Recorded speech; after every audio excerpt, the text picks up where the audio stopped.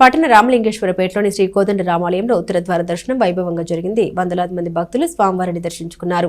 తీర్థప్రసాదాలను స్వీకరించారు. స్థానిక రామలింగేశ్వరపేట మెయిన్ రోడ్లోని పుట్ట రాఘవయ్యం రైస్ మిల్ ఎదురుగా గల శ్రీ కోదండ రామాలయం మంగళవారం భక్తులతో కిటకిట్లాడింది. ముక్కోటి ఏకాదశిని పర్వదినాన్ని పురస్కరించుకుని స్వామివారి ఉత్తర ద్వార దర్శనం ఏర్పాటు ఇందుకు కారణం. తెల్లవారుజాము నుండి భక్తులు ఆలయానికి చేరుకుని స్వామివారిని దర్శించుకున్నారు. తీర్థప్రసాదాలను స్వీకరించారు. ఆలయ కమిటీ పర్యవేక్షించింది.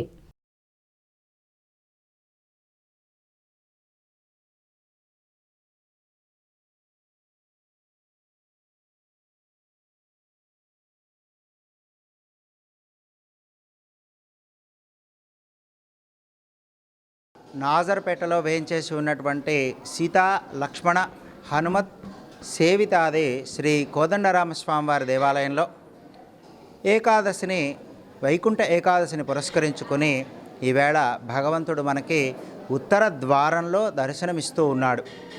ఎవరెవరైతే గనక ఈ వైకుంఠ ఏకాదశి నాడు భగవంతుణ్ణి ఉత్తర ద్వారం గుండా దర్శిస్తారో వారందరికీ కూడా ఆయురారోగ్య ఐశ్వర్య అభివృద్ధులు అన్నీ కూడా మెండుగా ఉంటాయి అనని, ఇంతకు మునుపు మనము శయన ఏకాదశి చేసుకున్నాము. ఇది వైకుంఠ ఏకాదశి.